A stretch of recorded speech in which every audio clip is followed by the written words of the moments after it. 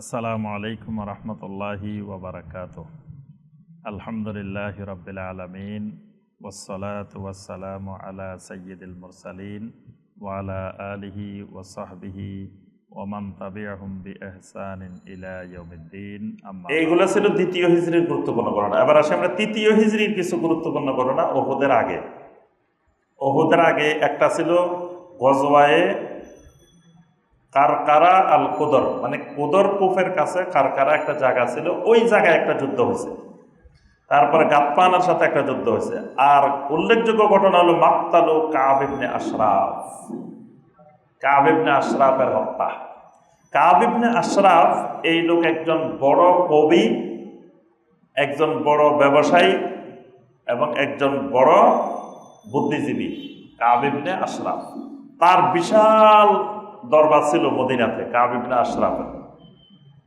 এই কাব ইবনে আশরাফ সবসময় নবী সাল্লাল্লাহু আলাইহি ওয়াসাল্লামকে গালিগালাজ করত এবং কবিতা লিখত, নবী সাল্লাল্লাহু আলাইহি ওয়াসাল্লামের বিরুদ্ধে কবিতা লিখত। আর ওই যুগটা তো কবিতার খুব ব্যাপক প্রচলন ছিল এবং কবিদের সেই যুগে ব্যাপক সম্মান। কবি মানে বিশাল কিছু, এবং যেই গোত্রে কবি থাকতো ওই গোত্র থাকতো সবচেয়ে মানে সভ্য সম্ভ্রান্ত গোত্র, যে গোত্রে কবি আছে।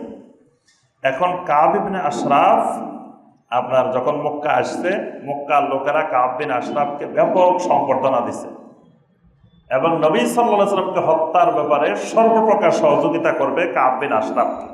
কাব বিন আশরাফ অনেকবার ষড়যন্ত্র করছে নবী সাল্লাল্লাহু আলাইহি ওয়াসাল্লামকে হত্যা করার জন্য।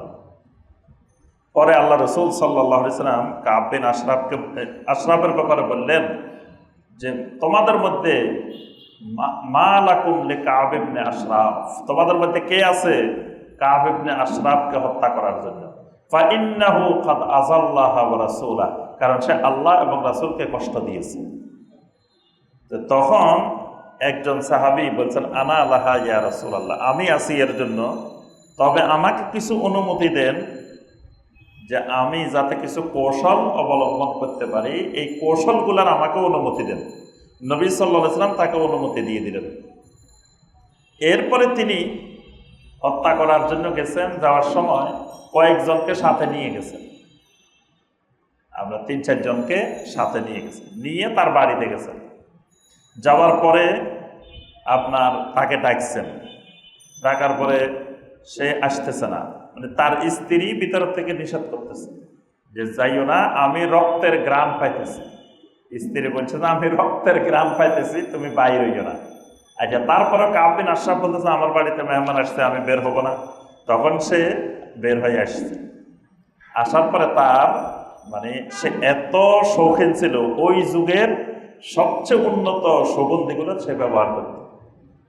তো পরে যে সাহাবী হত্যা করতে গেছেন, এই সাহাবী বললেন যে আপনার যে ঘ্রাণটা বের হচ্ছে এটা তো পৃথিবীর কোথাও আমরা এই পর্যন্ত পাই নাই।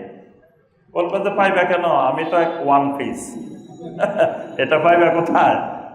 এটা তো মানে আমারই আছে, পৃথিবীর আর কারো নাই। কয় আপনার মাথার চুলগুলা থেকে দেখতেছি অনেক ঘ্রাণ বাইরে। কয় আরে দেখো না আমার মাথার চুল, কি সুন্দর ঘ্রাণ চুলের থেকে। আবার সাহাবায়ে কেরাম চুল ধরে ধরে দেখতেছে। আচ্ছা, সবাই দেখছে, যে কয়জন গেছেন সবাই চুল ধরে ধরে দেখছে। দেখার পরে এবার বলতেছে যে আপনার চুলের থেকে এত সুন্দর ঘ্রাণ বাইরেতেছে, আমাদের বারবার ঘ্রাণ নিতে মনে চাইতেছে।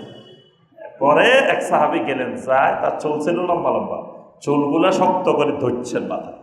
তারপরে আরেক সাহাবী আক্রমণ করে তাকে ওখানে হত্যা করা হয়েছে, কাব ইবনে আশরাফ। এই কাব ইবনে আশরাফ এই ইসলামের জন্য বড় ক্ষতিকর এক ব্যক্তি ছিল। তার এই হত্যাটা হয়েছে তৃতীয় হিজরিতে। আচ্ছা, এরপরে আপনার ওসমান রাদিয়াল্লাহু তাআলা আনহুর কাছে নবী সাল্লাল্লাহু আলাইহি ওয়াসাল্লামের আরেক মেয়ে উম্মে কুলসুম রাদিয়াল্লাহু তাআলা আনহাকে বিবাহ দেন তৃতীয় হিজরিতে। দ্বিতীয় হিজরিতে রুকাইয়া রাদিয়াল্লাহু তাআলা আনহা মারা গেছেন, তৃতীয় হিজরিতে উম্মে কুলসুম রাদিয়াল্লাহু তাআলা আনহাকে বিবাহ দেন। আর নবী সাল্লাল্লাহু আলাইহি ওয়াসাল্লাম তৃতীয় হিজরিতে নবী সাল্লাল্লাহু আলাইহি ওয়াসাল্লামের সাথে দুইটা বিবাহ হয়েছে, দুইজন স্ত্রীর বিয়ে হয়েছে। একজন হলেন হাফসা বিনতে ওমর রাদিয়াল্লাহু তাআলা আনহুমা। হাফসা রাদিয়াল্লাহু তাআলা আনহাকে প্রথম বিয়ে দিতে চাইছেন ওসমান রাদিয়াল্লাহু তাআলা আনহুর কাছে, মানে ওমর রাদিয়াল্লাহু তাআলা আনহু চেয়েছেন ওসমান রাদিয়াল্লাহু তাআলার কাছে বিয়ে দিবেন, কারণ ওসমানের স্ত্রী মারা গেছে, রুকাইয়া রাদিয়াল্লাহু তাআলা মারা গেছে। তো ওনার ইচ্ছা ছিল যে ওসমানের কাছে বিবাহ দিবেন। ওসমান রাদিয়াল্লাহু তাআলা আনহু বললেন যে না, আমি তো নবী সাল্লাল্লাহু আলাইহি ওয়াসাল্লামের আরেক মেয়ে উম্মে কুলসুম রাদিয়াল্লাহু তাআলা আনহাকে বিবাহ করতেছে, তিনি রাজি হন নাই। এরপরে তিনি চেয়েছিলেন আবু বকর as-সিদ্দিক রাদিয়াল্লাহু তাআলা আনহুর কাছে বিয়ে দিবেন। আবু বকর সিদ্দিক রাদিয়াল্লাহু তাআলা আনহু রাজি হন নাই। এরপরে আল্লাহ রাব্বুল আলামিনের সিদ্ধান্ত ক্রমে নবী সাল্লাল্লাহু আলাইহি ওয়াসাল্লামের সাথেই হাফসা রাদিয়াল্লাহু তাআলা আনহার বিবাহ হয়।